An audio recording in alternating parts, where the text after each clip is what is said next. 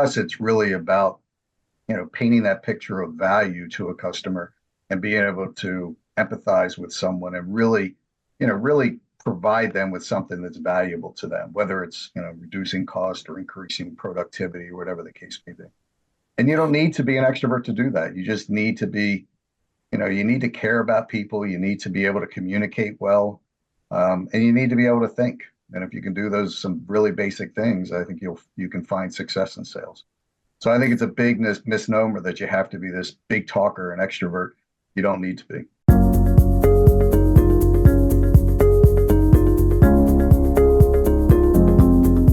Welcome back to the Better People Podcast. My name is Holly DePalma. I'm one of your hosts. And today I am joined by Tony Horwath, who is the founder and CEO of Sales Focus, Inc. Thank you for joining us, Tony. Thank you for having me, Holly. Sure. So we love to hear about leaders' journeys and their path to what's gotten you to where you are. So I'd love to, hear a little bit about your journey, sort of what's brought you to where you are now. Oh, I'll try to shorten it a little bit because I've had a few years behind me now. But I started out of college as actually a computer engineer. Which doesn't align well to someone who's now an expert in sales typically. But I like to say I think for both sides of my brain. When I came out of college, I was fortunate enough to work with a company that was very much of a leading technology of routing technology. It was really the beginning. It was kind of the end of the 80s, late 80s, I guess. And I always like to tell people that it was actually Al Gore and myself who started the internet because we really were and started installing routers to connect academia across primarily the East and Mid and Central. So it really was the start. And I was fortunate enough. But what I found is I really didn't enjoy the technology aspect of it. And I got into the sales and marketing side and stayed in tech and in IT and made my way up. I was the youngest regional manager for at the time, I'm going to date myself, Bell Atlantic. And then fortunate enough to get into some other organizations. And I was an EVP with a IT outsourcing company, ITO. And in the mid 90s, this term BPO or business process outsourcing started to be thrown around and talked about.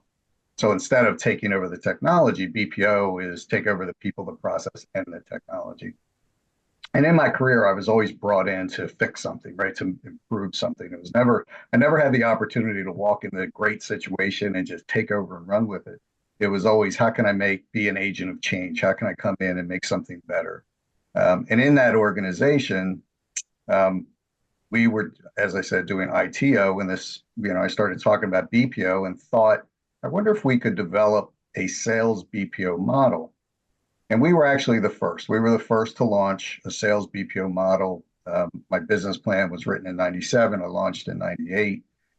Initially, it was targeted to technology companies because I understood that. I could walk in and talk bits and bytes and understand. But at the time, people looked at me with, cross-eyed and heads to the side. You want to take over my sales team? Like I was insane.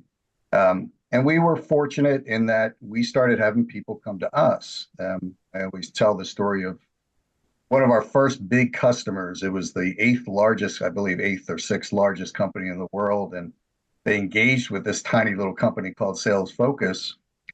And it was Enron. So most people know the story of Enron, but it was a great 6-month run. Until they went bankrupt. But it was a great experience because what it did, it opened my eyes and said, hey, we don't have to be an expert in the product, right? That was the energy sector. What we're the expert in is we're an expert in sales and marketing. So that kind of developed me to say, all right, let's go outside outside our boundaries and outside our comfort zone and start looking at other types of businesses. And I'll fast forward 25 years now. I think we've worked in every industry across the board. And I'm always surprised because we get calls, from different organizations all over the world. We've been asked to sell dirt from Ireland, just some crazy stuff because the first handful of dirt on a grave should be Irish dirt. We didn't do that one. But we've done a lot of different products and services across the board. And we've worked with I don't know, 2,000 clients now. We've hired 15,000 salespeople. We've represented 300 to 500 international companies who want to get into the U.S. market. So it's really, for me, it's been an experience. I can't say it's all been easy by any stretch. Like most people who run small businesses, especially early on, there's a lot of ups and downs. There's a lot of, roller coaster effect, if you will. And that's always kind of what we were trying to keep people from.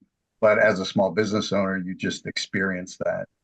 Once I started really opening up and going into different industries and bringing in other more intelligent people than me, it allowed us to really expand. And that's when we really started developing our culture stronger, developing our relationships, our skill sets, our tool sets, and it allowed us to grow year after year. And still to this day, the last, I think, 7 years in a row, even through COVID, we continue to grow, and we continue to grow now and expand. So it's been a great ride. And even after 25, almost 26 years next month or in December, I still love it. I still enjoy it. I get to talk to so many different business owners, so many different products, and understand, kind of like you do. You get to understand what makes companies successful or what makes them tick, if you will. I still get to do that with all of our clients. So that's the part that I really enjoy. So let me ask you, go back a little bit to the transition, if you will, from engineering to sales. Mhm. And how did that happen for you? Well, it happened because I forced it to happen. It wasn't an opportunity, really. It's just, I don't know. It was more of a desire. I was very fortunate to do what I did in the tech sector and being leading edge and so forth. But I saw that the people who were making real money were the salespeople. And I decided, I think I want to be on that side instead of just supporting them. And I knew I also enjoyed the conversations with people, understanding different businesses. And that's what brought me more into service sales, right? So you're solving business problems. And that was always the part that I enjoyed the most. I'm not the most outgoing person. I'm not an extrovert. I'm not, that typical salesperson who talks to everybody or talks too much. I'm that, thoughtful listening type salesperson who's going to analyze and then give a response. Well, it's funny. I run an assessment practice where we do a lot of assessing of behaviors and in the sales world, it's super popular and helpful to identify the right candidate. And I say all the time, depending on what you're selling, extroversion can be very overrated in the sales process. I could not agree with you more. It is there's the most important part in sales is listening skills. It's not talking skills. And for us, and that's what we do, right? We solve business problems for clients, for revenue generation company. Our focus is on new client acquisition for our clients. It's not selling a widget. I think sometimes if you're selling a product or something flashy and shiny, being that extrovert may help you in a retail environment or a consumer environment, but we're not a consumer sales organization. We are a B2B sales organization. So for us, it's really about, painting that picture of value to a customer and being able to empathize with someone and really provide them with something that's valuable to them, whether it's, reducing cost or increasing productivity or whatever the case may be. And you don't need to be an extrovert to do that. You just need to be, you need to care about people. You need to be able to communicate well, and you need to be able to think. And if you can do some really basic things, I think you can find success in sales.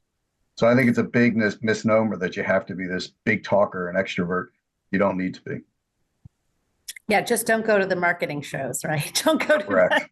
Where I be honest with you, it's not my favorite place to be. I don't know if it's anyone's favorite place to be. So this is great. I'd love to, we work a lot in the mid-market, and it's a real pain point for businesses to identify, train up, and get a sales force up and running. It is a challenge that I always refer to it SMB or mid-market challenges all the time, right? We work with both big and small companies. Vast majority of our clients are mid-market, vast majority. We've represented 50 Fortune 500 companies, but the vast majority are clients or companies that struggle. And the reason I started in tech, one, I told you I knew the industry, but the other part is a lot of technology companies are started by technologists and they're not salespeople. So what they do when they go through this roller coaster effect is they go out and they say they get to a certain level because of relationships and past contacts, and they maybe get to $1 million or $2 million, and then they say, okay, it's time to hire a salesperson.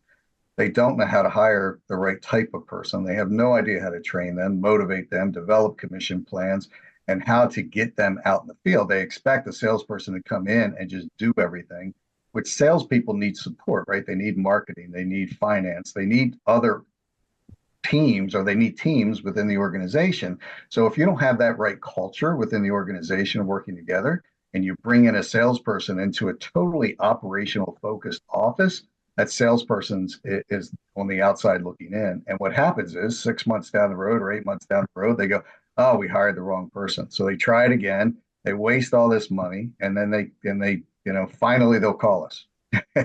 and then we're able to help them, because our motto is not just, hey, we hire somebody, we hire them. They're my employees, they're my W-2 employees, but they represent that client specifically. We hire them based on skill set, whether it's product sales or services sales, or technology or healthcare, whatever we need.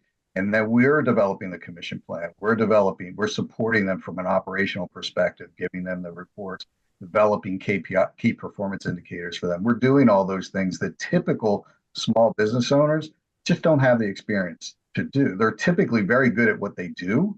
And if you get them in front of somebody, they can talk about their business, but getting in front of somebody and really doing sales, meaning from the ground floor all the way through execution, they struggle, and they struggle a lot.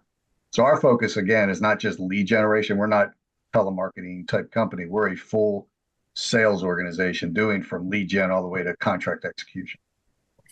So talk to me about I believe you said around 250 employees now. Correct.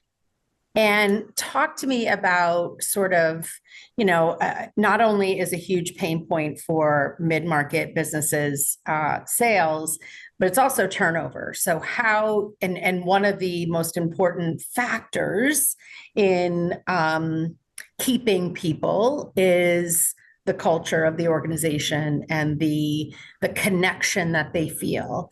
So you've really described this organization that is really relying on putting the right people in these roles where they're not with you, but yet they're maintaining your cultures. And I would assume that it's turnover is not a good thing for you. It is. Attrition or turnover is a challenge. Most small business, big businesses right now, right? The biggest challenge I think a lot of companies have is recruiting, right? It's finding good people.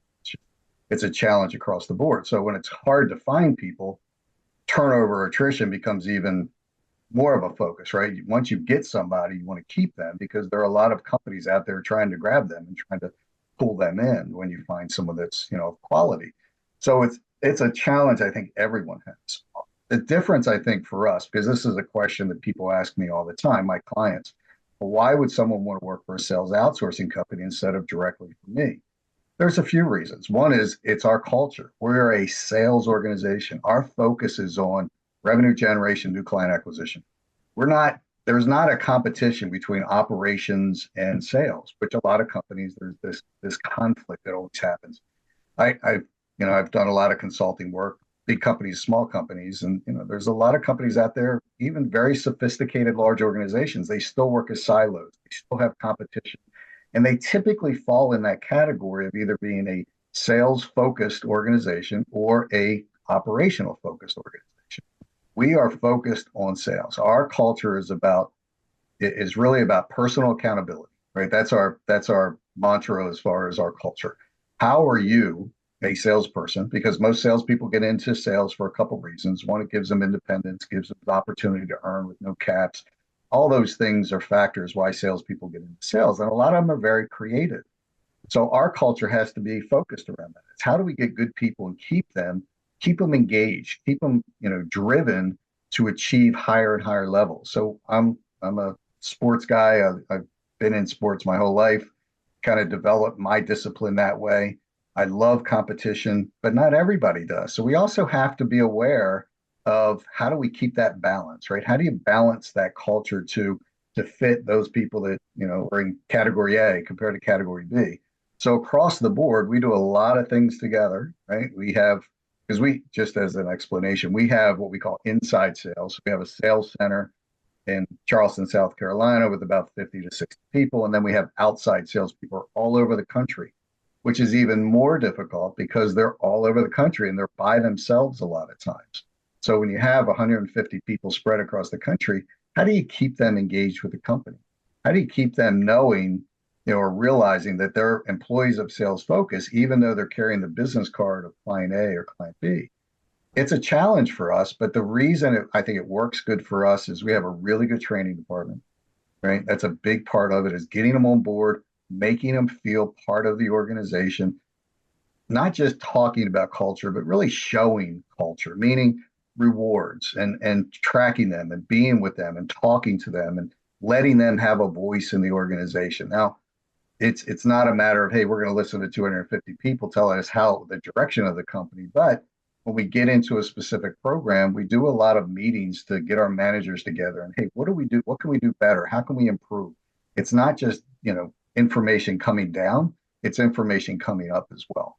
And that's how we empower our salespeople. Now, I'll give you, salespeople are, I don't know the stats on this, but salespeople turn over pretty quickly.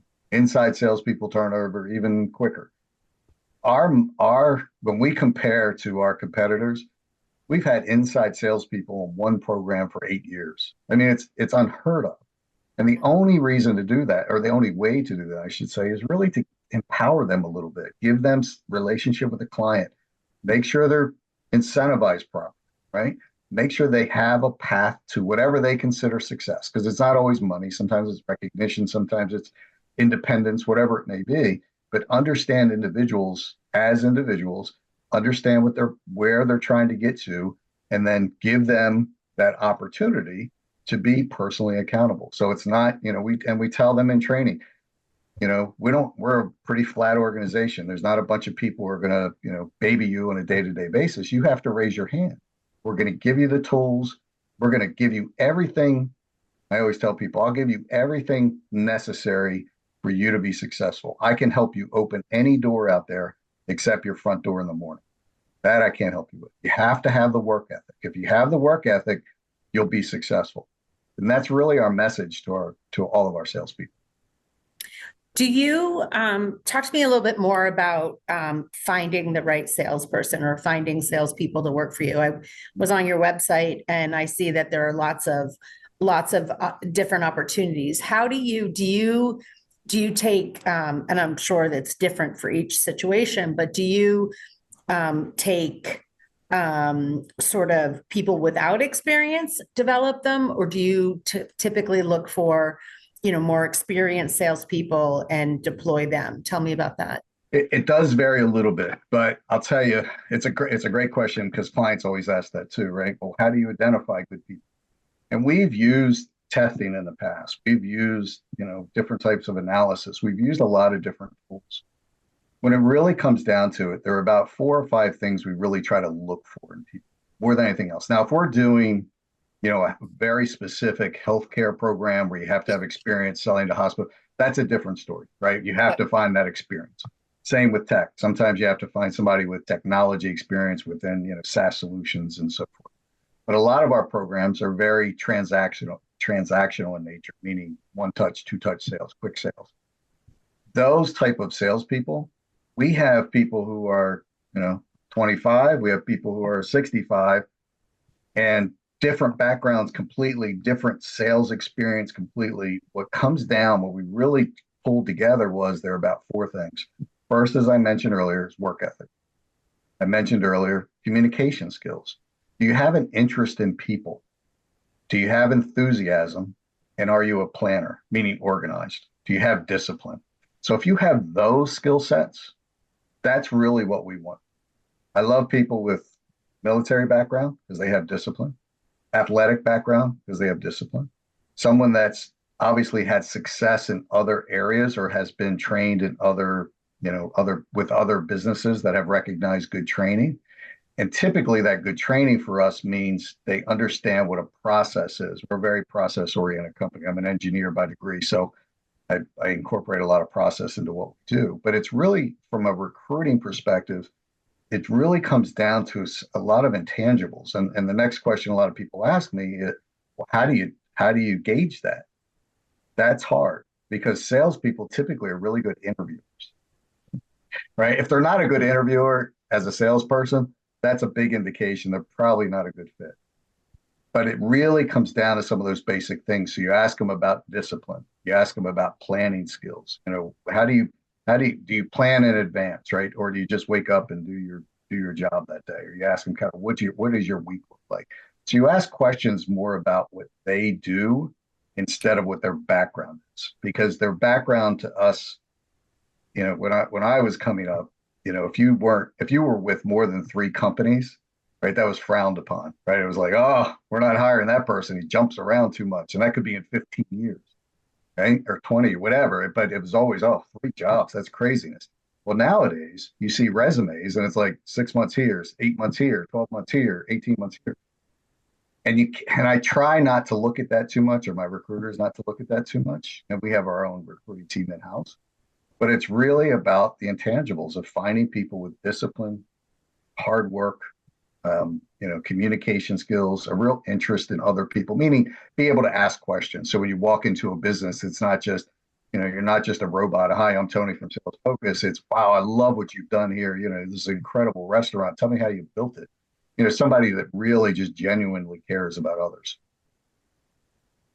So I'm going to challenge you a little bit here.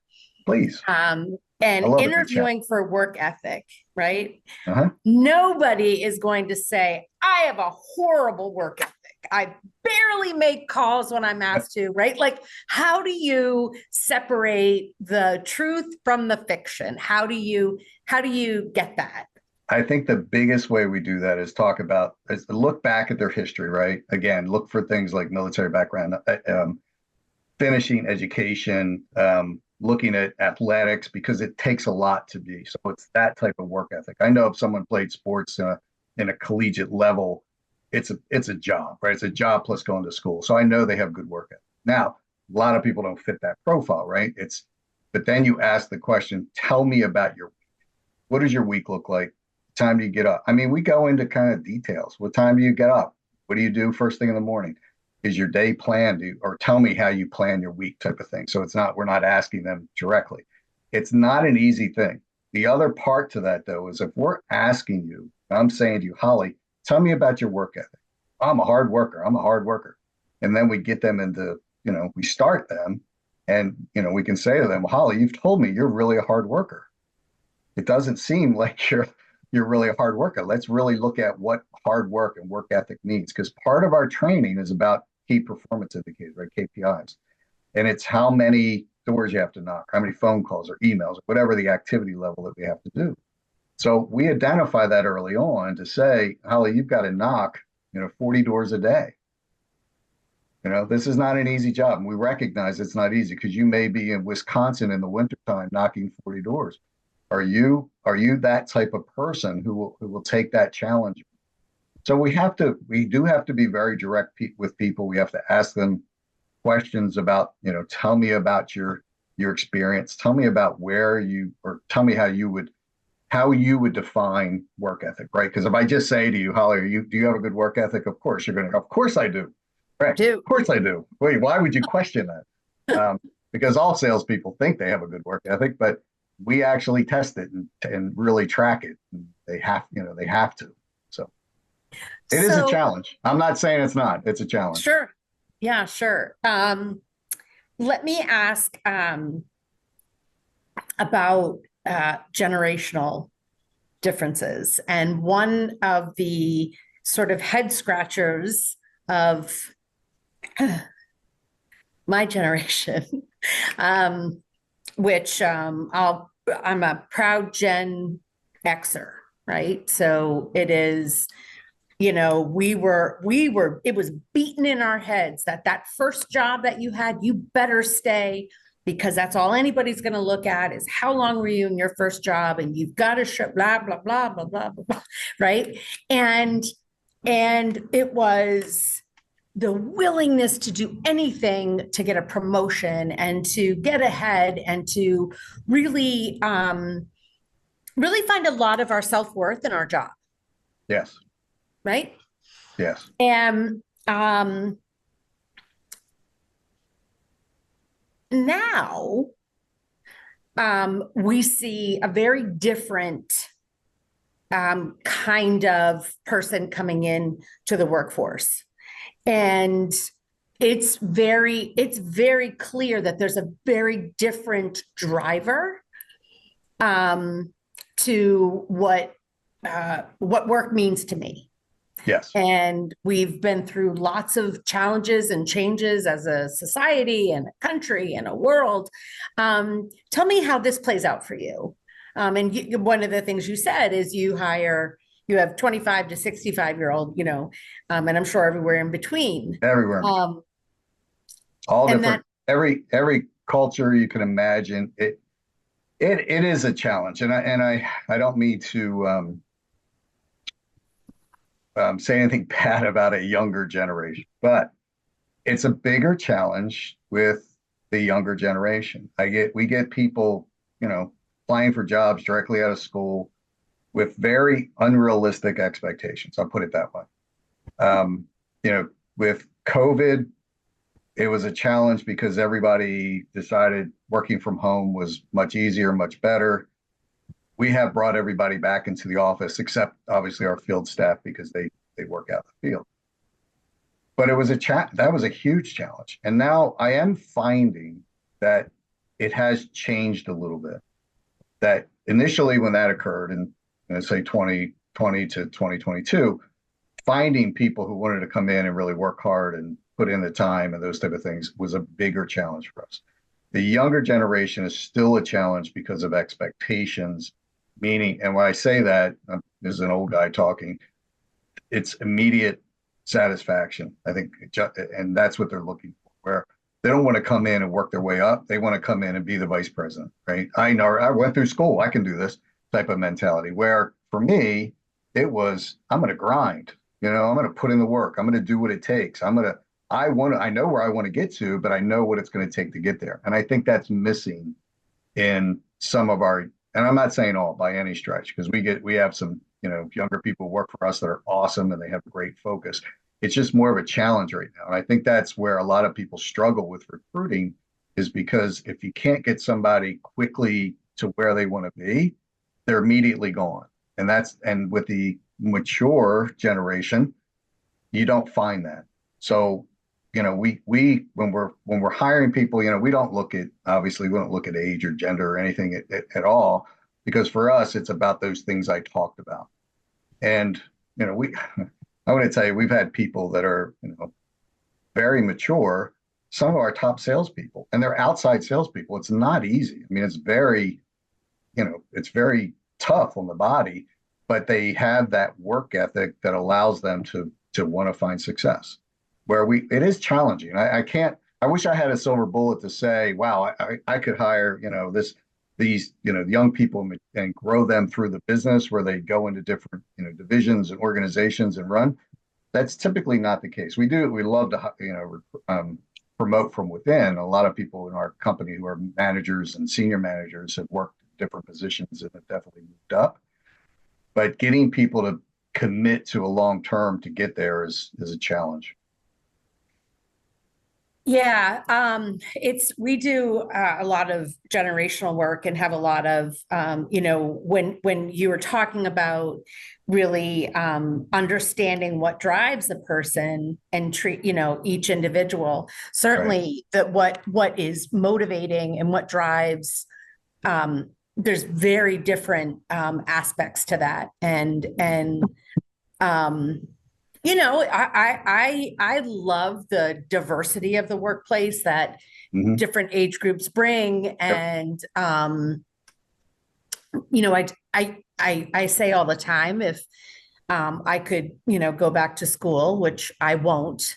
But Me if I either. could, I would be a sociologist and I would study, or an anthropologist and really study these generations and how they come about. And I do think that um, the workplace is changing. I want to talk well, duh, the workplace is changing. That was pretty stupid to say. I hope we can bleep that out. But I want to talk a little bit about bringing everybody back to work. So it is like, it's almost 4 years past COVID shutdown. Right. And we are, this is one of the other things I would study, certainly, is like the lasting ripple effects. And we're in the Philadelphia area, and the new mayor here just brought all city employees back to the office 5 days a week. And, I mean, certainly urban centers are really struggling with people not coming into work, on a regular basis, and understand the reason for doing that, et cetera. And I am somebody who, man, I just love coming into the office. Like, I'm embarrassed to say it, but I love seeing my peeps. I Right. think that we get a lot of energy from each other. We get a lot from being together. There's only so And much you can do on the phone. yeah, There is. There's only so much. You can't read people as well on the phone. And there's always, I don't know about you, but I may, spend a lot of time on Zoom calls nowadays still. But after that call, something may pop into your head and it's like, what do I do now? Right. I send an email. So now you're disconnected and you're not really seeing the person as well, because seeing someone's response to your question or how they react is a big part of communication as well. It's not just talking, right? It's that the visual part. I'm sorry to interrupt you. no, no. I mean, you know, we talk about it here all the time. We're a smaller organization, but the value of being together to keep us sort of working together and doing, you know, really meeting the challenges that are in front of us, I think, is a really important factor. And we're hearing so much, especially in the tech sector, that we don't need to come back to the office, et cetera, et cetera. And I do think that um, uh, let me turn this into a question. Okay. A sort of flash forward predict for me, um, 2027. What percentage of people do you think will be, what percentage of companies do you think will have people working full time in the office? Ooh, I think it's definitely going the other direction right now. There's a push to get people back in the office. So I can't say 100% of the staff will all be in the office, but I think the reinforcement of push to get more and more people back into the office is there already. I think you're going to be in that 70-80% range. Yeah, I do too. Yeah. Yeah, I think for us, it was, there are people who can work from home, but it takes discipline. It's not as easy. And absolutely. there's so many distractions, and whether you have children or pets or whatever. I hate to say this, but I was listening to one of our training calls, and in the background, I hear a dog barking. It's like, oh, it's like, I remember the first days of COVID and all the Zoom calls and people's dogs and kids. And, it was so much commotion to me. It was like insanity. But for sales focus, and it was not an easy thing to do. We lost some people, right? There were people who were just, no, I want to work from home. Well, I get it, but I think more can be done. It's not just checking up on people. The part of a job is also, working with your teammates and learning from other people. And you just don't get that if you can't. And in our environment of sales, listening to people and talking to your management team and working together and figuring out solutions, it's just not as effective doing it remote. It's just not. We just had our quarterly operations meeting planning for 2025. and we bring together, I think we had like 15 to 20 people in certain days, and so much gets accomplished, right? Because it's just people interacting. You can't get that remote. You can put 25 people on a screen, but then you've got people talking over each other, and some people don't feel comfortable talking, and it's a totally different environment. So I mean, personal opinion is I think more and more people are getting back into the workforce. I think more and more companies are saying, we've got to do it that way. Now, if it was, if I had 5 people working for me, a very small company, I may feel differently if they're spread out. I know there are companies that are, very Yeah. remote that Yeah. structure. So I understand that as well. Well, I hope this doesn't come, uh, I hope this is not I hope you don't view this as a negative, but for some reason through this entire conversation, I've been thinking about Mark Cuban and, like I mean, it's same kind of trajectory, right? Like he was in a bank figuring out technology, figured out that and then he was like, yeah, but sales is where it's at. And, I mean, et cetera. And I travel a lot for business, and the entire time I travel, I watch Shark Tank. I don't know why, but anyway, there was recently a guy on who had an app which you could be doing other things and you were there on a Zoom screen. I was like, oh my God. Like that's what like if you've got 20 people on a Zoom, you can right. very easily be, sort of on an app, if you will. But Yeah. And you know how many people do Zooms and don't do video? Right. I make people turn their camera on. Always. I know. We do the same thing, but there are times, right? You're on like in training because we do virtual training because we have people all over the country. There's like, no, you have to get a video. We cannot sit here and do training knowing that or thinking that you're not paying attention. So I'm a big Shark fan, Shark Tank fan as well. I love to see what people are bringing forward. I do too. I do too. I could probably talk to you all day long. Maybe I will talk to you again, but I've really enjoyed the conversation. Sort of a word of advice that you might have to somebody who, they say, I don't know if I'm in the right career. I think I might want to try sales. What kind of organization should I look for? What would you advise them? I think in sales, if you have a desire to either help people or have a passion for what you're selling, is a huge one, right? It just makes life easier. There are a lot of people out there selling something they really don't really care about, or it's not really, giving value to the customer. And if you can't bring value to the customer, then you're just kind of pushing something, right? It's a different type of sale. But if you really believe in your heart, hey, I'll give you an example. We represent in the pharmaceutical world. We've saved people in that project, saved consumers. I think it's like $200 million, right? I mean, it's just crazy numbers. It's not the highest paid job in our organization for the salespeople, but they know they're doing the right thing, right? They're going out every day and they're helping, unfortunate people or people off non-insurance or elderly people, whatever the case may be. They're able to give that solution that no one else out there is really offering them. And the amount of money that we've saved people, it's tremendous. So as a salesperson, they feel good about that. And as an example, we have about 60 people in that program or so, could be more than that. But our turnover rate is, I think it's 2%. I mean, so it's ridiculously low, right? In the sales world, right? The other thing, and I'll tell you, and you mentioned this earlier when you mentioned Mark Cuban, I've seen so many companies in my time that developed what they believe is a great product or a service. And they spent all their investment money on the product or the service. And they haven't invested, but they don't have any investment to bring in customers.